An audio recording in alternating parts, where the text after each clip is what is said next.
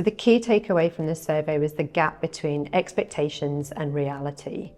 On the whole, clients have got completely unrealistic expectations based on the actions that they're currently taking, and that risks some nasty surprises in store when it comes to retirement. So currently, around 60% of people expect to have the same or even a higher standard of living in retirement. Over half of clients only start saving for their retirement after age 35, and over 80% of people are completely unrealistic about the size of the pension pot they'll need. Looking at it another way from our survey, only 5% of people had a realistic expectation around the size of the pot that they need at retirement. The survey also highlighted the critical role that advisors play in supporting clients, helping them understand what they need for a positive income in retirement, the benefits of early engagement, and in making sure that they're on track for the retirement that they envision. Almost 2/3 of respondents said that they hadn't started saving for retirement earlier because of more urgent financial priorities.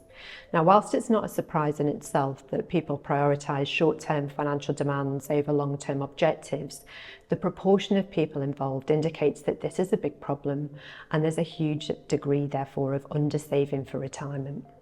We saw from the survey that 20% of UK resident clients and 40% of expat clients intend to retire overseas, with Portugal being quite a popular destination.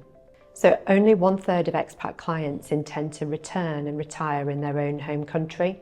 What was surprising within the survey was that on the whole, people actually had quite a realistic idea around the age at which they expect to retire, with almost 80% of people expecting to retire at age 60 or over. But even that's only realistic with focused saving and a good understanding of your finances. If you think about the task of funding retirement these days, thinking about funding 25 or even 30 years of lifestyle post-work is no mean feat. We need to address the widespread lack of awareness around what a comfortable standard of living in retirement costs, and also the importance of starting early. Even very small amounts saved early in your working life can have a huge difference when you think about the impact of compound investment returns and compound interest over the period to retirement. There's a real practical side to starting early as well. If you think about saving a very small amount when you first start work, and then perhaps increasing that amount by a very small amount each year, perhaps timed as your earnings increase, it's never particularly painful to save for your retirement because you're just used to that outgoing and it increases gradually over time. If you only start saving after the age of 35, the amount that you need to save is really quite large, and you're playing catch up and you've got a huge bill that you're not used to paying, often coinciding with other big life expenses like mortgages and childcare costs as well. So it becomes more difficult.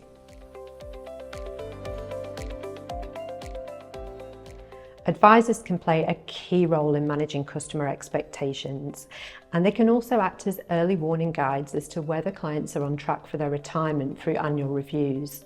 Clients can then adjust and act accordingly. Knowledge is power, and advisors are able to arm clients with the knowledge that they need. So many clients intend to retire overseas, and advisors can play a very important role in helping them understand the tax implications and preparing clients for the difference in cost of living between different jurisdictions. Our survey also indicates that advisors will only play a more critical role in the market going forwards, especially as we see a change in the nature of people approaching retirement, with less of those benefiting from generous defined benefit or occupational pension schemes early in their retirement and shouldering more of the burden of saving for pensions themselves.